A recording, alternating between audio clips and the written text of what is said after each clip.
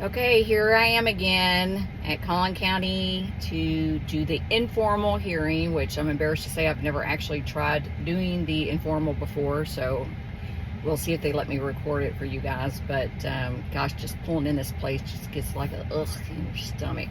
But okay, wish me luck.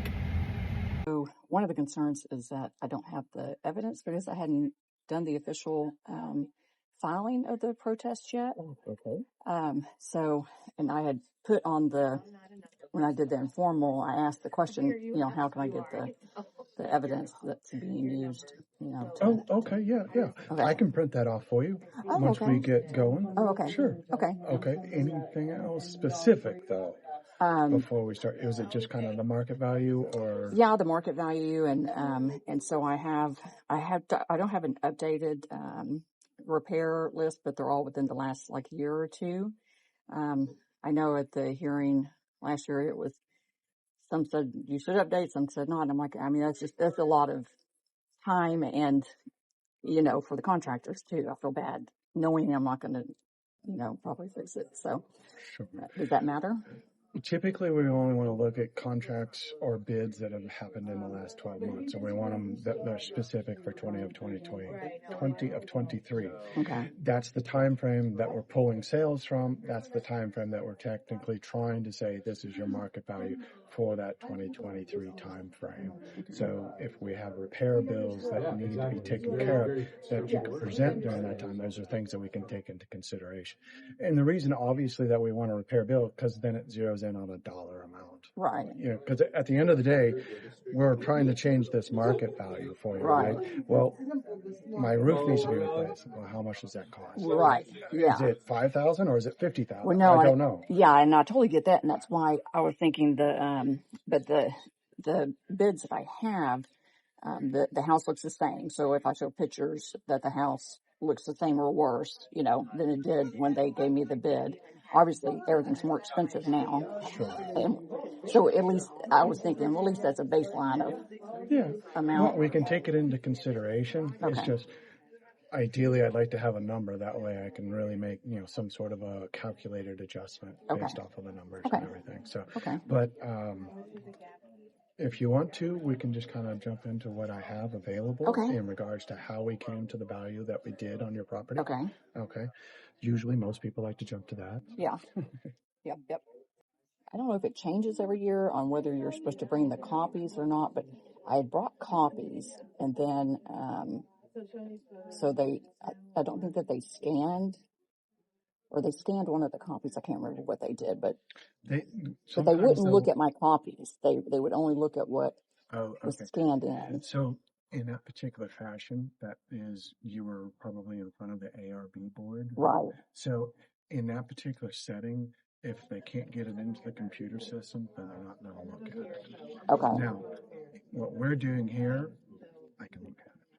But in the ARB hearing, they will not consider something unless they can't get it into their system. And can you just bring a thumb drive up? Yeah. So, and then you should be able to do that. They pull it from that. Exactly. Or email it somehow. There is an email address that you can email information to, and then they can try and pull it up that way. Yeah. Okay. Yeah, because I think that she had made copies or something of my copies, and you couldn't on the screen. You couldn't see anything, but I had 6 copies. I had just went to FedEx and printed. I was like, look, and they're like, no, they couldn't look. I'm like, it's the same thing. So, what do you do for a living? I'm a realtor. Oh, okay, that's kind of what I suspected. This is how we go about trying to determine the value of somebody's house. In other words, now, typically, the computer modeling does this for us. In other words, it's doing the exact same thing I'm going to walk you through. And basically what it is, it's an appraisal. It's a sales comparison appraisal, like a regular run-of-the-mill fee appraiser might do that's working with you for a purchase or a refinance or something like that. It's the same process. So we start off with the subject property here, which is your property. I have 4 sales from your neighborhood. Yes. And so I know this by the neighborhood code. So there's 3474. If you look at the map right behind you, you'll see that we have the neighborhoods in different colors. and each one of those is one that I'm supposed to be in charge of. But as you can see, we very specific zone in, to a specific number. These numbers here? Yes. And then the colored areas are a very specific neighborhood. Well, that would have been good to know, because I was wondering how they're grouping in the different subdivisions, like comparing mine to a different subdivision. A lot of times, different phases of a neighborhood, we have them broken out. And then sometimes we may combine them. It just depends on whether we think the houses are truly similar in that particular fashion. So by being dark purple and dark purple, does that mean you think those are similar? No. Or is that just for you? No, each color would represent a different neighborhood. Just because they're the same, they just repeat the same color for. Oh, okay. But each one, in other words, the highlighted area is trying to represent a different neighborhood. Okay. So that's what I was trying to point out. Okay. So this number, the 45, because that's actually one thing I was going to ask you, because I pulled something from propertytax.io and it like runs an analysis or whatever. And it was saying, and I can't read it because I put it too small, but it had, there it is, like N3474. And I was like, what is that? Okay. N3474. So that's this number that's on this. So it's pulling that neighborhood code. Okay. So, and when you do that, then obviously, okay, I'm in the same neighborhood. In other words, this is the neighborhood I'm trying to pull sales from to try to determine the market value of your particular property. So why did all these have different, just for this one subdivision, have different numbers? Do y'all think that they're different? I think they should be the same. Unless it's this. Is it this number here? Yeah, that's one number. That's another. So these were different phases, and now we've combined them together to say we think that all of this area is in 3474. So that's what I was telling. In other words, a lot of times builders will do a phase and then a second phase and a third phase, and if they do them quickly on top of one another without waiting 3 or 4 years between the phases. Mm-hmm. A lot of times we'll say, okay, if the quality of these homes looks very similar, then okay, let's put them all together and we create a bigger neighborhood. Okay. By doing that, now we have hopefully maybe capture more sales to help try and drive a market value that's more accurate. Well, and see, because like this area here is also Custer Hill, but it's Custer Hill Estates versus Custer Hill, which nobody in the community even knows that there's a difference. But it's a totally different. But they're the same builders and years. And so would y'all compare those? We might. In other words, if I didn't have enough sales out of your neighborhood, then I might go to the next neighborhood that would seem most reasonable. Same thing that a fee appraiser might go do. In other words, if I can't find neighborhoods in my immediate neighborhood, I'm going to go to the next neighborhood that seems like it might be similar. So do y'all have that? Like, do you know already from the color or the number which one is going to be comparable? By the colors, no. By the numbers, no. It's based on, I pull up information on each one and I figure out, okay, what was the range of year built? What's the range of the values that we have on those properties? What's the square footage range? And by looking at those, then I try and say, okay, I think this one might be the most similar to my neighborhood, if that's the way I had to go. Yeah. So there's no way for me to figure out or for me to tell someone how they could figure out. This isn't like the MAPSCO numbers. Or it looks like my old MAPSCO. Yes, I loved MAPSCO. I know. Why did they get rid of that? I still have mine too. I mean, in fact, if in here there's still MAPSCO coordinates. Oh, really? Because when they first set it up, that's what they use. It's like, why did they get? I mean, it's convenient. Yeah, I like it. So we can't get any of this. Nobody can know. It's not even on like Colin CAD. No. You wouldn't be able to. I mean, I know they have an interactive map on the website, but I don't know if it breaks out like a color code for each neighborhood like that. I don't know if it does or not. I've never looked. I don't know if I've gone into the Denton County one, and it was horrendous. Yeah. Okay. So I'll focus back here. Okay. All right. So basically, I just highlight a couple items here. So at the top, we have the sale prices. Okay. 468, 470, 500, 590. Date of sale, I have August, January of this year, November, and October. Fairly recent sales. I like that. Living area, how big is it? Square footage. We have you at a little over 2,500, 2,200, 2,400, 2,400, and 2,400. You obviously these are probably the exact same floor plan. Yeah, can I see the street names to see if it's the same ones I have? It's right here. All right. And so then just like an appraisal, the computer system tries to make adjustments to each one of these to make it just like the subject. So it makes adjustments for differences in square footage. It makes adjustments for differences in condition. It makes adjustments for differences in lot size. Now, when I say lot size, it only shows up a lot value, and the difference in that is twofold. It could be the size of the lot, or it could be the view amenity, sides to a through street, backs to a green belt or something like that. In this particular system, all it does is it give a flat value for those two, and that makes an adjustment for them. Well, and that was one question I had too in previous years, because mine is on not really a corner alley, like an alley driveway, but I still have a neighbor on the other side. But my house is right next to commercial areas, and I never seen a deduction for that. So this is, so here I am. And see, so this is the alleyway right here. So I've got one house in between all of this. And actually I need to get a new picture because they built something else there, doctor office. But so does that get like an automatic deduction or? So ideally, yes, we try to take that into account based on what we're seeing. So, all right. Well, interesting. So, yeah, this is kind of a neat system because the other thing that we can do is then run back in time and look at the houses. Oh, that's good. Ah, can we look at that? Is that just a system y'all have? No, it's just a system. We pay for it. So, yeah, it's not like a free online type. I always get excited when I find something that, is free to use, like the Argus or something I found a while back. I was like, oh, wow, it has so much information. Yeah. And so we can go back several years and look at aerials, especially like when we get out to rural areas where people change things. We're like, okay, well, when did they build it? We're like, okay, well, now I can go back in time. It looks like they built it like 2 years ago. Oh, good. So is it only updated every year? Yes, it gets updated once a year. Yeah. Basically what they do is they pay for somebody to come along and fly over the entire Collin County area. Yeah. And then they get uploaded into that program. Oh, okay. Okay.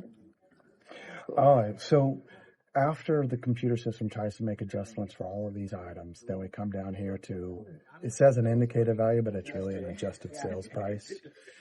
And then this is where we get this range of values that are supposed to be these sales like the subject. And I have a range that starts at 475 to 517. And you see here, I'm at 496. So it's trying to put you into this range and decide, okay, which one was the best sale? Where am I going to put you? In other words, it's not like an average. It's, trying to decide, okay, which one of these properties was most like the subject in some fashion. Maybe it's keying on the one that had the least amount of adjustments to it, or the square footage, or maybe it's the date of sale that's kind of driving it in some fashion. But it picks it? And then it picks that value, yes. So I personally am not picking every value for a property in a neighborhood. I don't have that much time. So now, based on this, what I'm seeing right here is I would say that our value is probably on the high side. The two best sales that I'm seeing right now is probably these two right here. They're also pretty recent. I mean, although that one's more recent, these are the ones that are most similar to you in square footage. And I would say that's probably the biggest driving factor of a home is the square footage. Right. And does that say the bedrooms on it? Because no, I need like a magnifier. The way the county looks at it, they don't necessarily break out bedroom count. in regards to applying a value. I do believe that is one of the few things that they miss in this analysis, being that I came from the fee appraisal world. Yeah, But it's like really, because isn't that how appraisers pretty much almost pick the properties? I mean, other square a feet, lot but of times, yes. And yeah, I do believe in a marketplace like what we are in now that there is a significant difference between a 2-bedroom home and a 3-bedroom, yeah. and also probably even a 4-bedroom home. Well, I because think I have a that, 3-bedroom, yeah, and and I think that does drive a value also. yeah, because a couple of these were 3-bedrooms, and yeah, they sold for way less. So, and yeah, they weren't on your list, but they were. I think they are similar square feet. I can't believe this print's so small. Oh, it's actually bigger. 2793. That's surprising. But the 2474, I mean, which is strange because those are showing 4 bedrooms, but I'm assuming it's because I have an office and it doesn't have a closet. I mean, it's just an office. Oh, okay, yeah. Maybe But the I floor think plan opted for the bedroom versus the office. you could have put one in. Yeah, I don't know why I that's always a didn't. Beginning of my real estate career, so I would understood. have known. But Yes, you know, I so wish they would have done that in my office. you don't even think about closets. A waste of space till you're doing something like this. But okay, so do they? So that isn't even anything they'll even look at. It doesn't even matter if I say mine's a 3-bedroom and No, it's not going to make a difference in the way that they look at it. They're really going to look at the date of the sale, where it's located, the square footage, and then what this indicated value range is going to be. That's okay, what they're going to zero in on. That's what they're concerned about. okay, So, and then repairs. and then repairs, I'm obviously. assuming. Yeah, if you Okay, have repairs, obviously that's something. The idea is if you have repairs in your house, then that means you must be below average.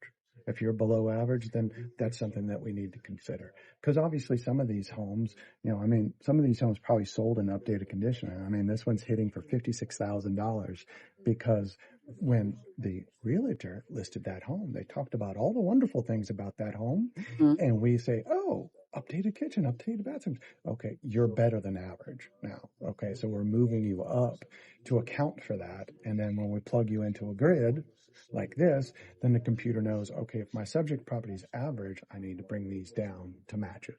Okay, so you bring this number, the percent good adjustment, down to. So the percent good adjustment is basically like a condition rating. So if you were looking at an appraisal, currently the appraisers would say a C1, a C2, a C3, a C4, C5. This is basically the same. It's very similar to it, but this would probably be equivalent to a C4 Okay, for your home. And then this would be more equivalent to maybe a C3 or a C2. And so then the appraiser is trying to make an adjustment. The computer system just does it as a percentage good, which I find very confusing. I wish they just. exactly. And every time I've gone in, I'm like, it's because I know the appraiser was saying, and the percent good is blah blah blah, and I'm like, What they're trying to say is condition. That's what they're trying to tell you is condition, overall condition of the property. so that should match. So the number in the comps should match my percent. Good. Ideally, yeah. If we Okay. could find those. Okay. Yeah. Okay. If we can't, then what we do is we use the ones. And once again, the driving factor typically is always going to be square footage, date of sale, and within the neighborhood. Once I get beyond that, because I probably don't necessarily have a whole lot of sales in a particular neighborhood, and we're not talking about a big area here. Right. So I, at that point, I would love to start narrowing it down even further to percent good. But if I don't have those percent goods, then I just got to go with what I got and then try and make an adjustment. Okay. And so, and it automatically makes that adjustment Yes. by saying whatever. How does it decide what percent is how much money? Is it by square foot or? It is based on cost approach. So in other words, we get updated cost tables from Marshall and Swift every year, and we load that into the system for each neighborhood. It's loaded in, driving by zip code and then census tract. Wow. Okay.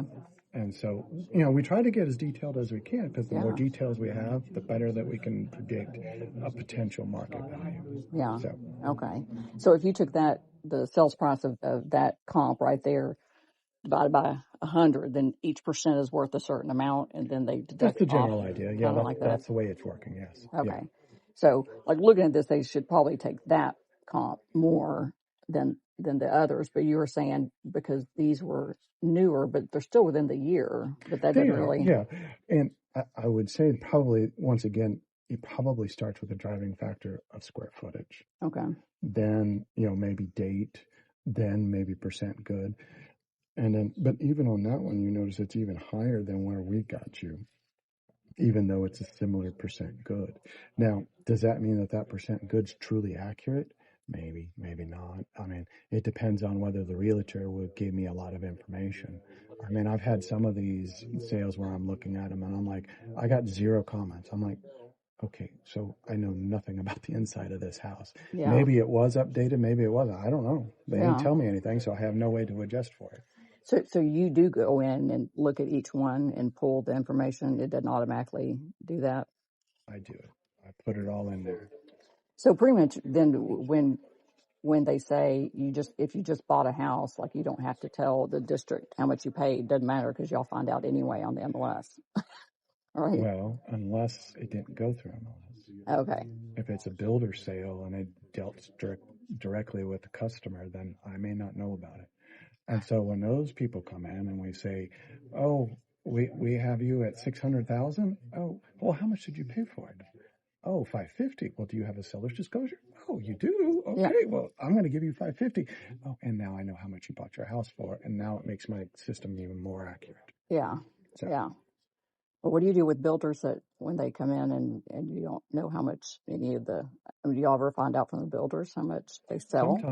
Sometimes we do. Yeah. Okay. Sometimes the builders will give us information.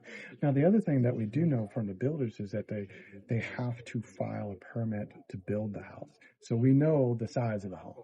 Okay. So we know that. What we don't know is how much upgrades they throw into it, because that's between the builder and the homeowner. Right. Unless they tell us.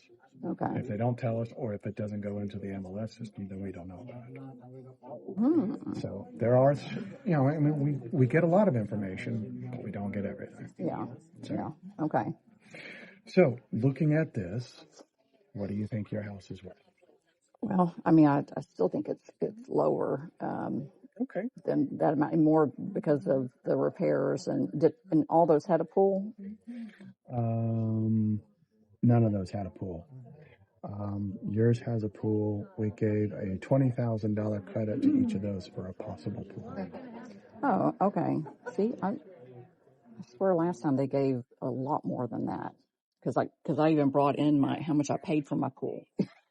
Well, I'm sure you paid a lot more than $20,000. No, I only paid $25. Oh, yeah, a long time ago. Okay, so yeah, I paid about 3 times. I was going to say nowadays it's ridiculous how much it costs, but so that I don't know if that changed, and maybe it was this is the covered patios, right? Yeah. Okay. So in reference to a CP, it could be a covered patio or a covered porch. So it could be the front of the house or the rear of the house. They just call everything a CP. Okay. So. And then that's the square feet. So then, because they didn't have any, they gave them 6,000. So they gave them some additional value. They added value because they don't have these items. So yeah. And then like garage size, it will make adjustments for small amounts of garage.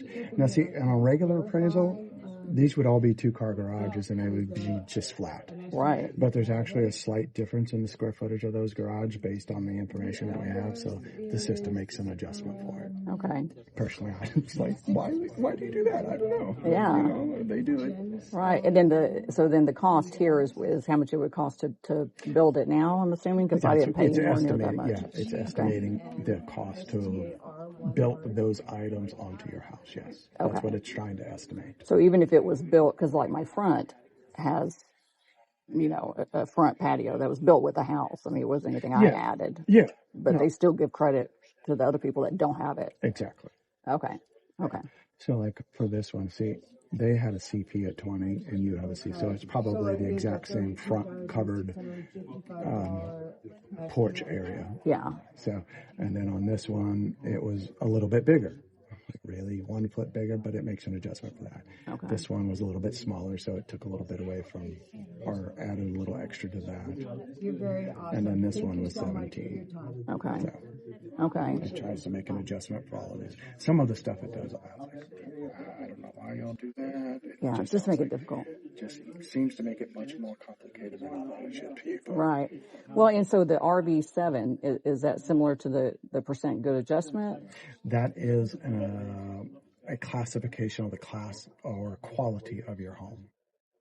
So in the fee appraisal world, we have 6 quality ratings, a Q1 to a Q6, which you've probably seen a few times. In the appraisal district world, we have 37 different classes. Wow. So they try to get a lot more detailed on those classes. Okay. So you should always be comparing. Ideally, yes. Class. Now, obviously, there are some cases where, like, maybe you get out to a more rural setting where, okay, I can't find anything in the same class. I'm lucky to even find something that's similar in square footage. Right. But once again, the system's going to try and make adjustments for those differences in class. Okay. Okay. So, so what about like in need of repair or things like that? That's not in either one of these, right? No, it's not. Okay. Now, if we can apply a condition adjustment to the property, and generally the way we do that is through this effective year built. So we're adjusting this effective year built. Think of it as, okay, if my house was built in 2000 and I've updated it, now my house might represent a home that was built in 2015. And so by moving this effective age, which is another way of saying condition, basically, then I'm trying to tell you, I think this house is in better condition than the one that's not. So 2015 is a better condition than a house that's in 2000. Way better. See, that didn't even seem like a comparison that you would even compare the two. Yeah, right? no, 15 years. And one of the other things too is the way that they want us to operate in that situation is we only move them in chunks of 5 years. In other words, I can't just say this is 2011. In other words, if I think it's better based on 3 or 4 different items that I might have done to the house, like the kitchen, the bathrooms, maybe the roof was done, or windows or something like that, then I say, okay, you've done 3, maybe 4 things to your house. I'm going to move you from a 2000 effective age to now a 2010 or a 2015 age. Okay. And it's just another way of trying to accommodate that condition that obviously is going to happen as you get older and older homes. Okay, so that's where the updates live, is in the effective and that's year what bill. we're trying to capture there. Okay. Now, if you were to come to me, like, say, in August, and you say, hey, I got all this stuff that's going on with my house, damage was done, I had a water leak, I'm trying to get it fixed, but it may be a while before I get around. One way that I could account for that for you is by lowering that effective age. I could take this effective age and even go down to 1990. Okay, that's what I was going to ask next. How low do you go down on that? However low it seems appropriate for the situation. Okay. There is no bottom per se. Okay. So if somebody had repairs, like if I have repairs and you think, okay, these are repairs, and I think they said last year something about, well, not maintenance. I'm like, well, I mean, a repair, I changed the air filter. That's not, that's maintenance. But like foundation cracking, there's, it's continuously cracking. And I'm, so I'm not going to fix something that's going to crack again.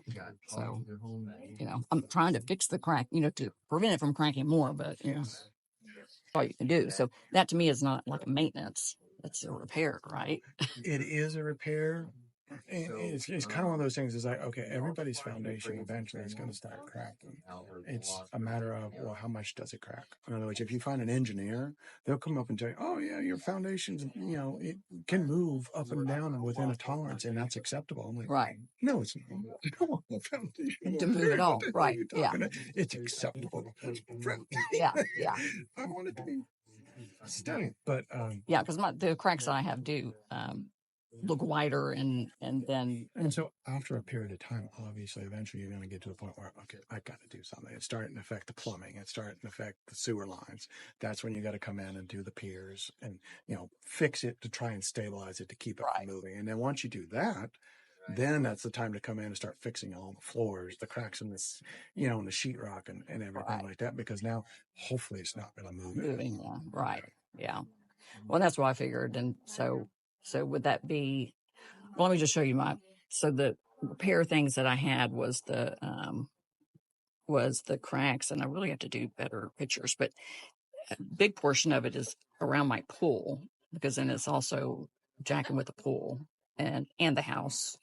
I removed a tree and everything, and it's still, there's big cracks that go all up and down, and obviously I need to find a way to take better pictures of it. I mean, they're 18-foot ceilings. It's really hard to get a picture of it, but, and so I had, and I think that I had zeroed in on this, but, some repair estimates of different. You can't read it. It's so small. I've got to find a way to blow up all that stuff, or I guess just bring in 50 pages. But, and then the windows too. Some of the windows are like, kind of not pulled away, but, the expansion area. I mean, I have it like caulked in, but when it first happened a while back, and I called, and they were saying that they thought most of my windows were defective in the house, that it was, something that most of them needed to be replaced because they were defective. Is that a build problem, a repair, a maintenance problem? Because it was expensive. When I saw it, I was like, yeah, I think thank you. I'll do a little bit at a time, but it was like crazy amount. Eventually windows are going to go bad, and they just get better and better. So after a while, it's going to be required to replace windows. We got lucky on ours. We had one of those big hailstorms hit us, and when they hit your windows, yeah, they hit some of the windows, and cracked them. Nothing broke all the way through, but it, some big cracks on a few of them. And when the insurance company came out and assessed everything, by the time when we got all the money settled, it was like, okay, well, they were going to pay for like 5 to be replaced. And with the money extra, we were like, well, just do all of them. And we got them all done. Although I think we ended up having to come back like 6 months later and do like 5 or 6 of them by ourselves. Okay. I was going to say, because it just worked out. I mean, I guess we got lucky because it was a huge hailstorm. I mean, literally the front porch of our house looked like it snowed. Wow. That's how much hail had fallen on us. And wow. And of course, all of this time, the only thing that I was concerned about was my truck that was sitting outside. Oh, yeah. No, I would be too. Oh, yeah. My wife is going crazy about the house. And I'm like, yeah, I'd be covering that with blankets or something. Yeah, floats or something like that. But yeah, and my fence has hail damage, and the roof is, I think it had like 25%. It wasn't enough to justify getting a new roof, because I hate going through that. It's crazy. And the insurance has like doubled in my area just because the amount of storms, I guess, that we get. They know that now. And they base your premiums on that. That's why a lot of the insurance premiums are going up, because people keep claiming on. Yeah, mine's doubled, and I'm like, I haven't claimed anything though. I intentionally didn't. Got to do it for everybody. I know. It's like, well, I might as well claim it then. We've been in the house 8 years. We've had the roof replaced twice now. And after the last one, I was like, I'm not replacing it anymore. I mean, unless there's a hole up there, I'm not replacing it. I'm tired of finding nails in my yard. And I'm tired of it all day long. Yeah. I'm not doing it. The last time I had... That roof is fine. It ain't leaking. It's good. Right. The last time I had my roof done, the guy from the shingles going in went through the attic, and my builder, I guess, decided to put gas lines up along the eaves, hit a gas line. So I had to call, have the gas company come, because there was a gas leak. Then I had to have a plumber come out, and the plumber's trying to fix it. He falls through the attic, through my daughter's room completely. And then 3-4 days later, we were like, why is it so hot? Realized he took down the air duct. He ripped it when he fell. So then I was like, I've never had my roof replaced again. Yeah. It's a nightmare. So did they give you credit for that? Is that considered a repair that you haven't done? Oh, the roof? The roof for me or for you? Like for me. I mean, As long as the roof is functioning, they wouldn't give you anything. give you anything. Yeah. Okay. It's only if your roof really needs to be repaired. Either, I mean, technically after a hailstorm, most people's roof, it still functions fine. Yeah. I mean, if it has a hole in it, that's different. Yeah. That's something you really need to get fixed, because if you don't fix that, it could really, lead to huge things. Yeah. So if a roofer comes out and says you need a new roof because of the hail dents, but you choose not to get the new roof because you don't want to have to go through all that hassle, or you don't have holes, is that something that you could bring? You could bring it, yes, and they may consider it. Okay. It's not definite. Yeah, but it's not a definite. I mean, if it seriously has holes in it that you can see, yeah, I mean, then that's hopefully nobody would leave that, but yeah, then that's something. Okay, this is a serious issue. Okay, we really need to make an adjustment for that, Right. and that's where they try and draw the line. Yeah. Because I've got a lot of people just give me their insurance claim for their house, and I'm like, okay, how much of this is really important stuff, and how much? Because I'm not going to give you value for your fence. Because I'm not adding any value for your fence on your property. Okay. But yet, it can cost a lot of money to replace a fence, or even whatever you got to do with a fence. But well, like siding, same thing. Like wood siding that's like for instance, crumbling. I had a gentleman in the insurance claim that it was all brick veneer, and apparently the hail was strong enough that it literally chipped at the brick. Okay, well, but when you're not going to replace the brick, it's not like you have a hole in your brick; it's just chipped at it. Yeah. But I'm like, okay, but they included that in the insurance claim. Oh, well, I'm not going to pay for that. Yeah. And you're not going to repair that. So, okay, let's get to the stuff that you are going to replace. Right. Well, so like this, and again, I have to have bigger pictures, but this is all this all wood needs to be replaced, and then the rest like sanded and primed and painted, and same with the other side. Yeah. Would that be something they give off? And then that's something would it come off like the price, or would it just be a percentage mixed in? Generally on repairs like that, what they will look at is how severe is it, and then generally probably about 50% of the estimate. Now, if it's a foundation issue, they'll do dollar for dollar. So in other words, if you go out, get a foundation company and says, hey, yes, you need foundation repairs, this is how much it's going to cost. Generally on those, they'll do dollar for dollar.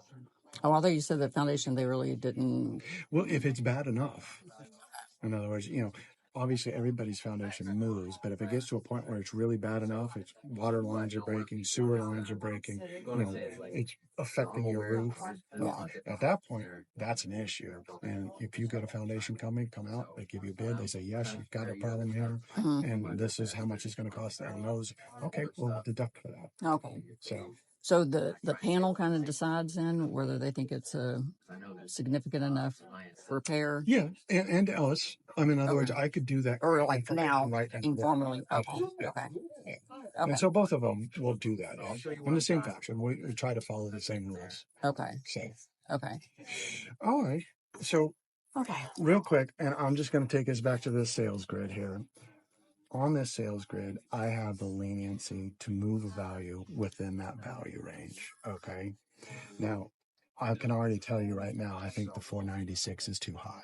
Okay. The computer system picked this number. Okay. And sometimes it's good. Sometimes it's not necessarily as good. Okay. And I know that we can move this number, and I would be more than happy based on some of the repair in things that you have here for me, that I would be more than happy to move it down here to this lower range that we have in here. If you want to do that today, or if you feel like maybe it needs to be even lower than that, then that's when it would probably be best that we go to the ARB board and you can present some information and then let them make a decision. Okay. Okay. So what about would you adjust any for it being next to the commercial? No, I wouldn't do that. And the reason being is that we're really kind of buffered by this other house. And then if we were the one that was right here on the corner, then we would really want to try to make an adjustment for this commercial influence. But since we're actually a house back, typically in the appraisal world, we're not going to make an adjustment for a commercial influence at that distance. Okay, so even though I can hear and see the lights coming into my yard and into my front yard, it doesn't Generally, in matter. the appraisal world, we're not going to make an adjustment for that. I mean, if you were the corner lot, then yes. Okay. If you're the house back or the one back from that, no, we're not going to. I mean, how much of an adjustment does it give anyway? Is it? Well, once again, like I said, they're going to wrap it up into this land value adjustment. In other words, if you were the corner lot right there, maybe instead of being the 137 value, we'd have you at the 125 value. Oh, well, that's not very much. So, I mean, it's something, but yeah, it's not a whole lot. I agree. Yeah. Okay. So, do you think I have any chance if I go in front of the board of getting it lower? I don't know. Well, and you have 100% 4 comps. sure. I think I had. I don't think you had what was the St. Anne one? Do you have more than that you? That was the 4 that I had that were most similar to you in square footage. That's the ones I put in. Okay. Do you have Park Glen? I may have that one. I don't know. I'd have to search for it. That's okay. I was just seeing if there was one. And then I think. Okay, note to self. Print. Westbury, was that one of them? Yeah, that was one.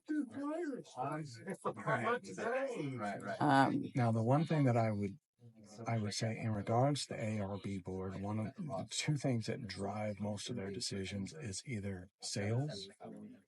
In other words, I have other sales in the neighborhood that would point to another value, or I have repair bills. And I want them, to try and lower my value based on these repair bills. Those are really the 2 things that will drive the ARB board.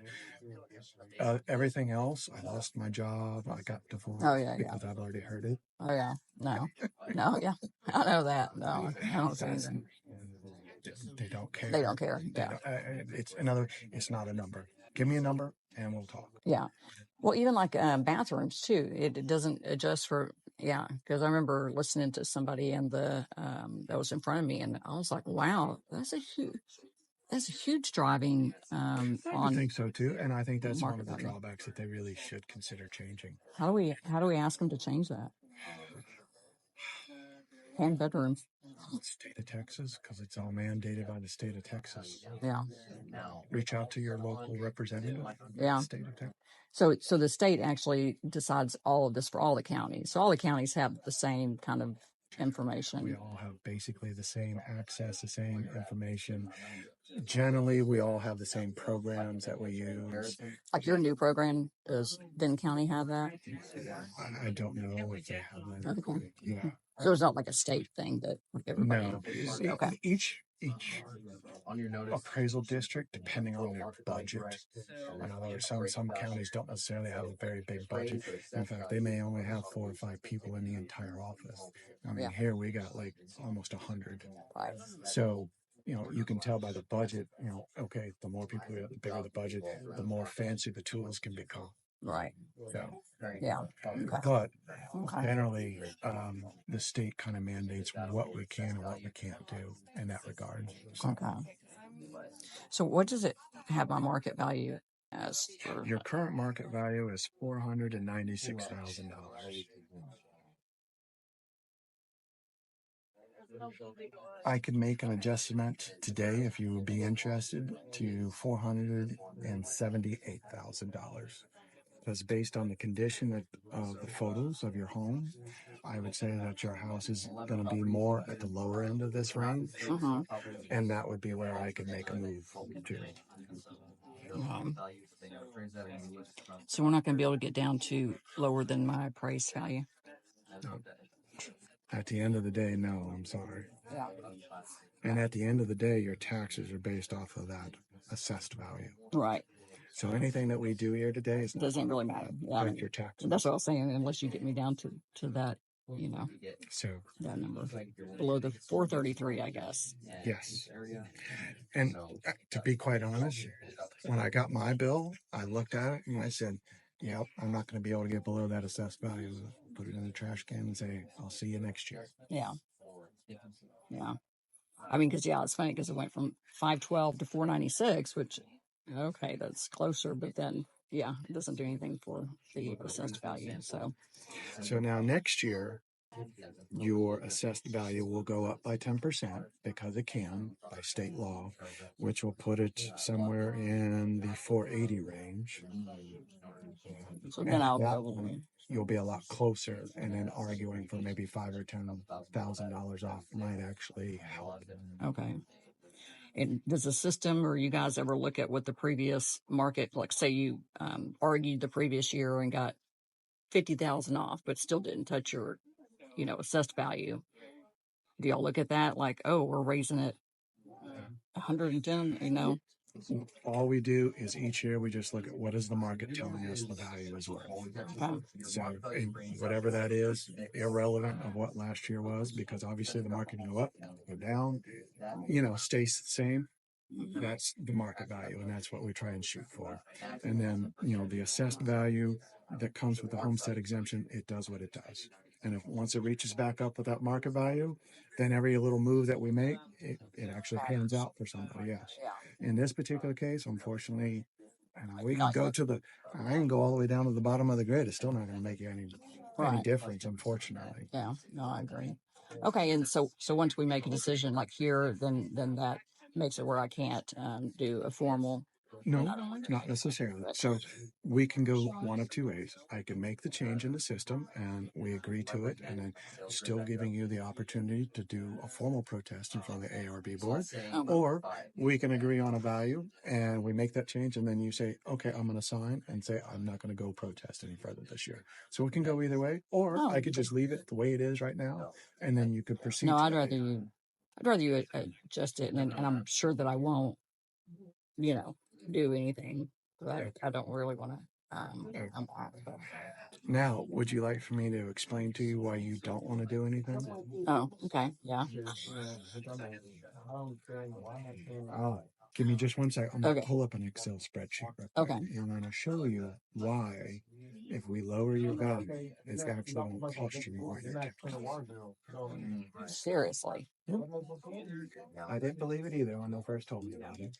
And then I put together an Excel spreadsheet for it, and I said, yeah. Wow. I really need to learn Excel. I love Excel. I was just telling a client of mine, I was like, please don't judge me on my Excel skills. Since you're not in the city, Wiley, my wife is looking really, she'll always help me with it. Oh, that's good. Yeah, my son is. So okay, I'm just gonna plug your numbers in here real quick. Okay. I kind of set this up to be kind of an interactive type thing where you plug in the numbers and it just everything kind of cascades down. Yeah. And it does make it kind of interesting. So okay. So this particular grid is set up to follow what your property is being taxed by, which is the City of Allen, the two Collin County College entities, and then Plano ISD, which is listed right here. These are the four entities that tax you, okay? This is your current assessed value or market value and your current assessed value, okay? Based on 2023 numbers, okay? So 2024 rates have not been published yet. So I don't know what they are yet. Those won't be set until sometime in September, October when they come out with the tax bills. The tax rates. Yes. Okay. Yeah. So these rates that I have in here are the ones for 2023. It's the best data I have. So this would be an estimate of what your property taxes would be if we did absolutely nothing based on the 2023 rates. Okay. If I lower you just by $10,000, okay, your taxes will be 602.06. They were 602.02. Yeah. Increased by $4. Okay, why is that? Because these are percentages. In other words, I'm taking 5% of this number, which leads me to a lower number. I take 5% of this, it leads me to a bigger number. And that's your deduction. And it's counterintuitive. And the only time this ever happens is when I have a spread between the market value and the assessed value. If those two numbers were the same, it wouldn't matter. Every dollar you take off would lower your taxes. But in this particular case, because it's taking a percentage, not a flat amount like the ISD at 100,000, it's a percentage. each one of these, because the appraised value goes down, it's multiplying 5% of this.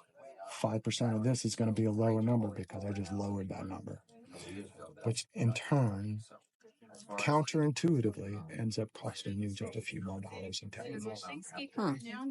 Okay. So it has nothing to do with the, so they're not taking, like the city of Allen doesn't take 5% of the assessed value. Nope. They start with that market value. It'd be nice if they started with that, then this wouldn't matter.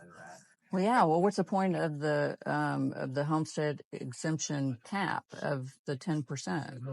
Well, and the idea is that they, in other words, the tax amount, the rate that they start with is this minus this deduction. Okay, so in other words, this is what you get taxed on. Right. Your deduction for the homestead is 5% of this. So whatever that number is then is subtracted from this. And that is what gets smaller each time, because if you lower it just by 10,000, this percentage the calculation that you do between this and the 5%, that number becomes less. And that's what you're deducting from the assessed value.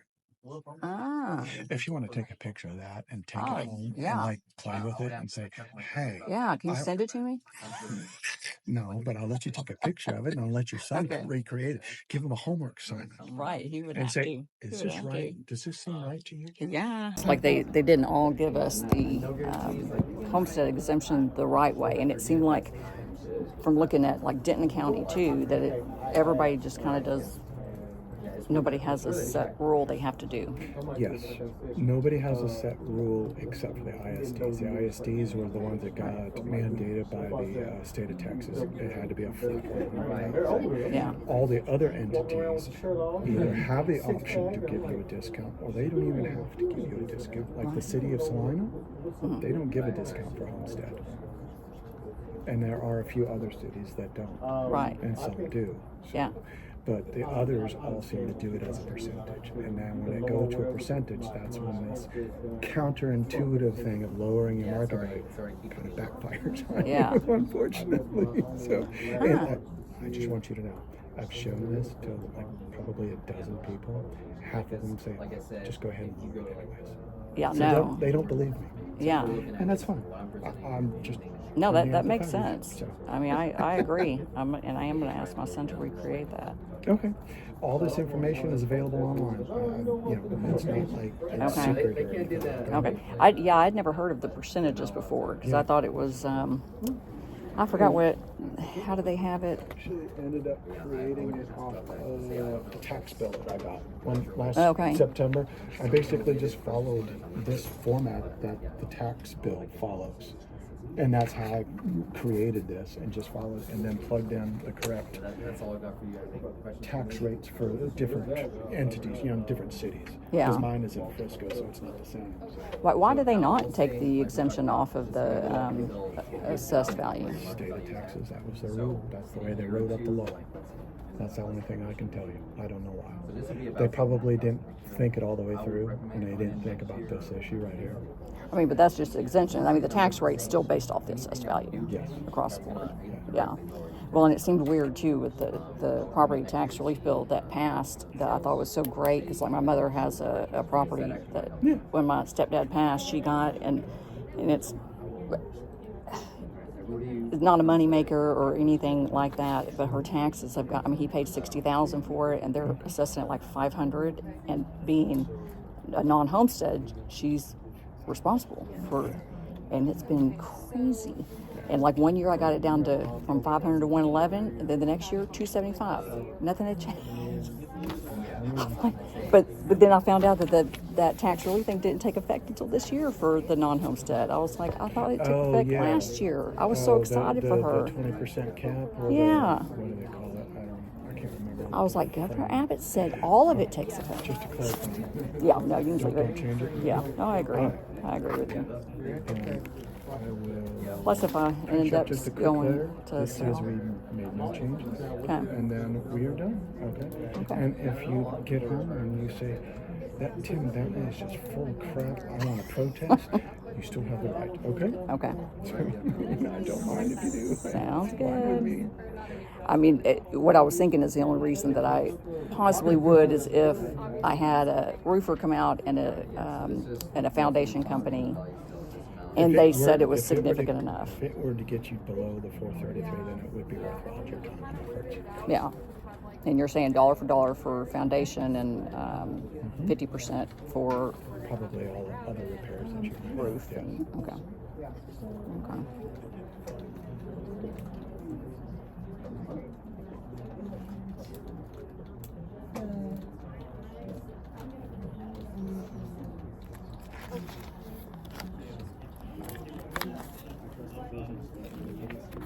So do you make notes and stuff? Does the ARB panel ever like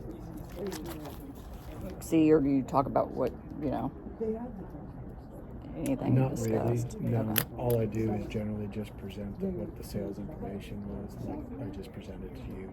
Okay. And then that's about as far as it goes. Any other issues of condition or repairs really come from the taxpayer at that particular time. Yeah. And then that's where they're hearing both people talking.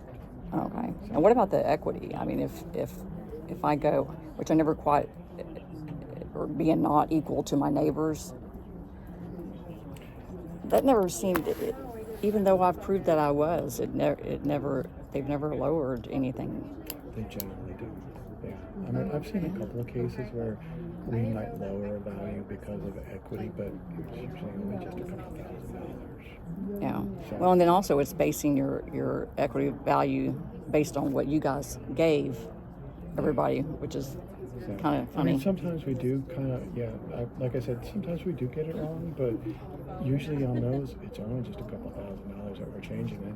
And if they're the homeowners in this kind of a situation where they have an assessed value that's much lower than the market, it's like, okay, we made a change, but it's not going to do anything because you still pay the same amount of taxes. Yeah. I'm sorry. Yeah. And how do you find out that, anyway, I think that, because I don't think Colin, I mean, me being a realtor, I can just go look at the, tax records, but somebody that doesn't go into the MLS and have all that, how do they find out what their neighbor's property They assessment? reach out to their local neighborhood realtor. Okay. So there's no, okay. Yeah. Or maybe, you could reach out to a fee appraiser. You could reach out to, a lot of times I'll pull down stuff from Zillow or Realtor.com. Of course, we all look at them and say, okay, whatever. Yeah, that doesn't matter at all. Yeah. Yeah. Congratulations, you found it. Yeah. Well, it was in Salina that they had a really good interactive thing on their website that showed taxes, like you could sit and hover over your neighbors. Oh, okay. But I haven't found one for Collin County. I think that may be a city website, yeah. So I don't think the Collin County has something like that. Yeah, because I did that too for my mother's property in Denton County, and hers was way. All right. Well, this is just a letter. It says we made no change, but you still have the right to protest if you wish to. Okay. Okay. So, Perfect. Okay, I just finished. Sorry, somebody's walking next to my car. I wanted to say on video so I can remember later. So I found it very interesting that he said nothing on the foundation, unless it's completely cracked up and all of that. But then later came back and said that, yes, that they would deduct it. So I guess the end decision on that is it's up to the panel on what they think is severe enough. So definitely have to have an estimate. If you don't have an estimate, then I wouldn't even present it. Same with the roof too. So I would find it hard to believe that they could say, well, even though this contractor says all this is wrong and this foundation company says all this is wrong, and you have a $15,000 repair, but I'm going to say no. I find that kind of hard to believe if you had the appropriate estimates. So and I thought it was also extremely interesting about the percentage based on the market value for the exemption. So as you can see from the clip, I chose not to increase it because I was thinking it was going to be pretty difficult for me to get it down under my appraised value. I thought maybe if by chance they gave me every penny for my repairs, that it would. But since how they don't look at bedroom, bathroom, location, and all those other things. And my repairs are not that serious. I was kind of stretching on them. So I might have a roofer come out and look, and that might change my mind. But other than that, I hope this helps you. He was very nice. So, okay. Bye.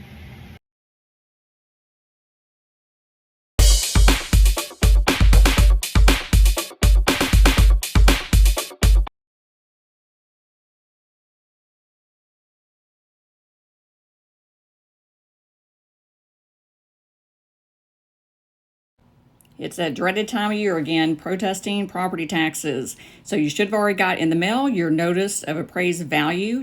Want to take just a second. I zoomed in on my mother in Denton County. She has a rental property. So that property tax relief bill that they passed last year that gave the 20% non-homestead property exemption, meaning if that property is not your primary residence or for small businesses, they get this break, whereas before they had to pay whatever amount that the market value went up to. They had no break like we do. We have for homestead a 10% cap, that maximum that it can increase.